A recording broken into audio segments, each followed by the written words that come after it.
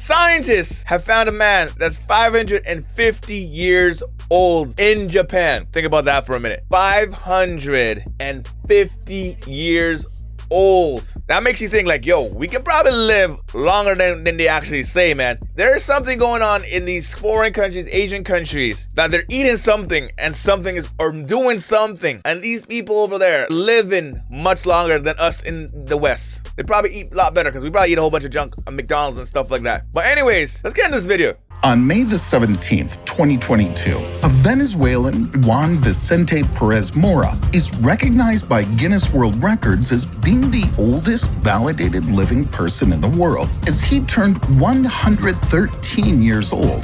And it's kind of weird because in the Dainichibo temple in Japan, they found a monk named Shin Yokai who's already 5 times older. He recently celebrated his 550th birthday, and it deserves a birthday cake. Bloody hell! Yeah, 550, I'm not sure he bro, can a even monk. blow out the candles. I'm not even sure he's still breathing. I mean, it's just a mummy. So why is it considered alive? That's what we're gonna figure out today. You're about to find out, how will eating needles make you immortal? Why did the Japanese monks drink lacquer? And most importantly, how did the monk manage to stay alive for 550 years? Not doing anything, not moving. You're still conscious, but not doing anything. It was a typical Japanese farmer's day. Shin Yokai was walking, carrying a vessel full of plant fertilizer. But suddenly, he accidentally grazed a passing samurai, and the contents of the vessel spilled right on the warrior. Deeply offended and angered, he attacked the poor man, but he turned out to be not so helpless. Defending himself, the farmer killed the warrior. A terrible sin haunted him, so Shin Yokai became a monk. The life of the Buddha's follower was difficult, as there was a bad harvest in the country and the monk suffered from hunger. But he managed to benefit spiritually from the situation by giving up creature comforts, including food. At the age of 96, he underwent a ritual of self-mummification and froze in meditation for many years. In this kind of limbo, the monk remains in the Dainichibo temple to this present day. And 550 years is not the limit, because Shin Yokai is considered to be still alive. What? What? You don't believe in this legend, but the followers of Buddhism consider it a reality. I mean, here is Shin Yokai in person. You can even meditate with him. Buddhists believe the monk is in a deep trance. Otherwise, how can we explain the fact that the body hasn't decomposed for more than half a millennia? Well, a normal corpse starts to rot after just 24 hours. Besides, we don't know how old he really is. The monk doesn't have a single document confirming his identity and date of birth. For example, an Indonesian named Gotho claimed to be 146 years old because he was born in 1870, while in Indonesia, formal registration of births began only in 1900. Wow. That's why nobody believed in the old man's incredible longevity, and Gotho was deemed a liar. But the examination of documents proved the data to be genuine. All right. Strangely enough, the person who lived more than 100 years was subjected to such a detailed verification procedure. But nobody has any question for the 550-year-old monk. Oh. Yeah, because how are you supposed to prove that? 550 years, that's way before anyone even started. Like keeping records of that, man. Oh. But what if the method of preserving the monk's body really works? So how did the monk manage to keep his body in relatively good condition and keep it from decomposing? And not eat it. It's all thanks to Soku Shinbutsu. It's a practice of Buddhist monks that involves voluntary self-mummification. And it's not just about discipline, meditation, and contemplation. The physical component of this process can indeed explain the secret of perfect mummification from a scientific point of view. It all begins when monks are still alive, but they feel there's little time left.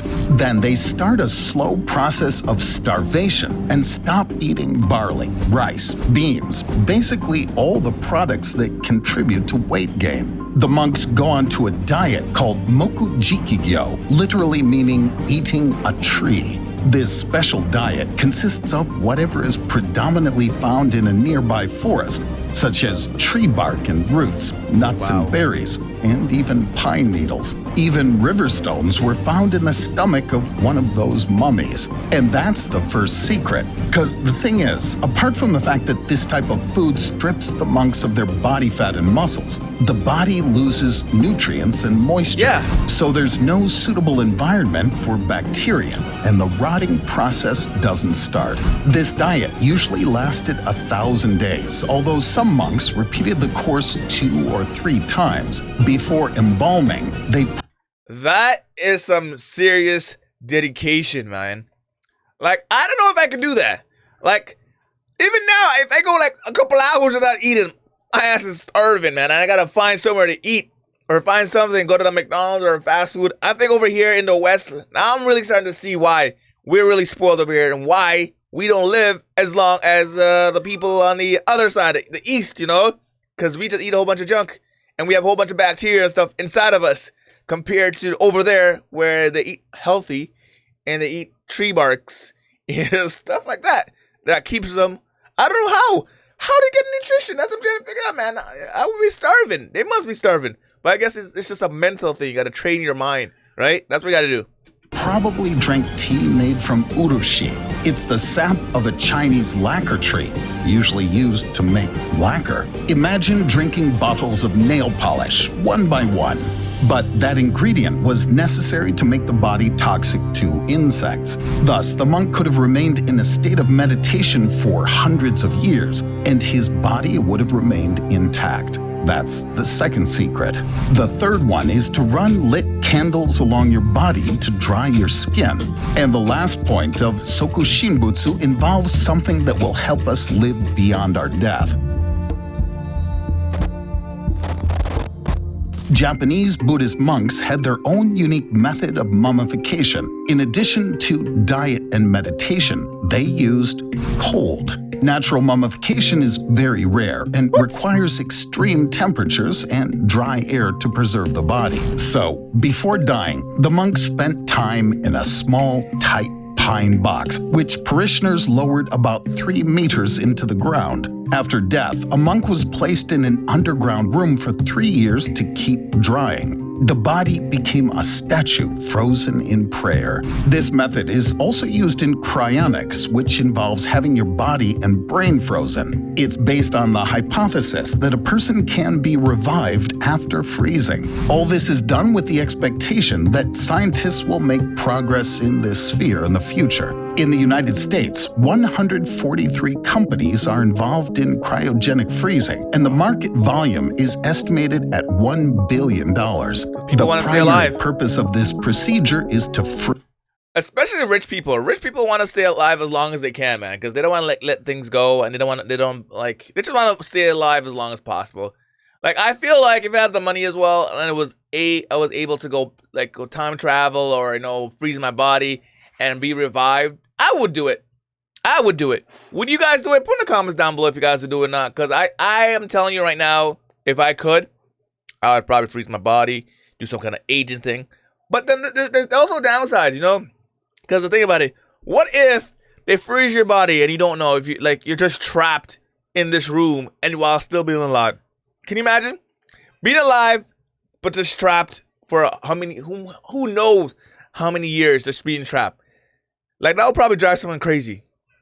Can you just, but think about it. Let me know what in the comments down below. I think I would do it. Let me know if you guys would. Freeze life in your body. This is done by substituting blood with special solutions so that it doesn't turn to ice when frozen. Depending on how much money you have, cryonics clinics can suggest 2 possible options to spring for. The first one is to get your whole body frozen. Maybe in 100 years, your body can be rejuvenated or cured using nanoparticles and nanobots.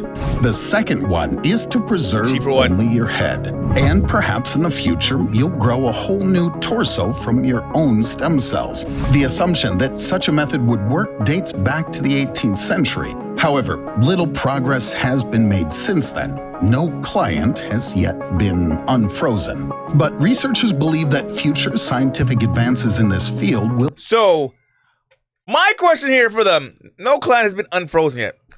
So why not test this theory and see if they can unfreeze somebody? That's what they should see, if they can unfreeze somebody or not. That's what I want to see. Will help bring frozen patients back to life.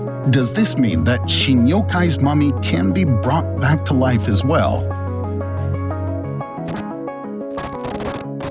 Russian scientists studying Siberian permafrost determined that an organism can come back to life and even function after death. In the ice, they found a bacterium which turned out to be alive after 30,000 years of freezing.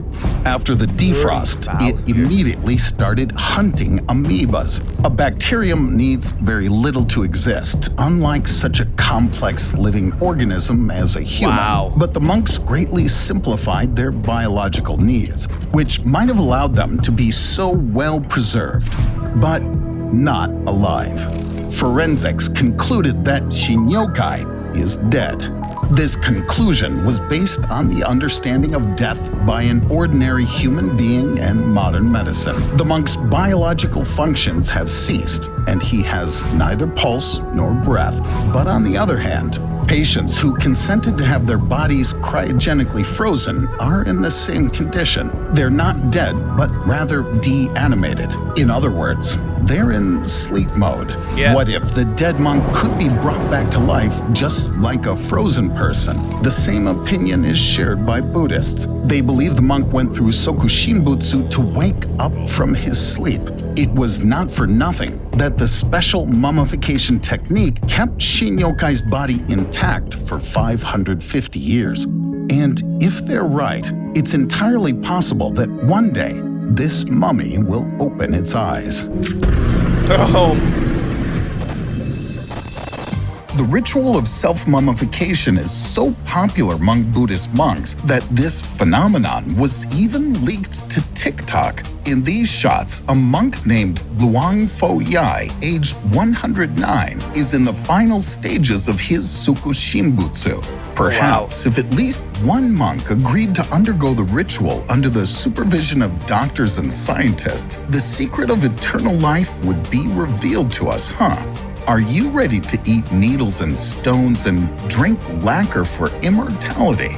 Amaze us in the comments. Also, check out this video and find out. Wow, that is some crazy. That's crazy, man. I would do it. I want to live forever. All right.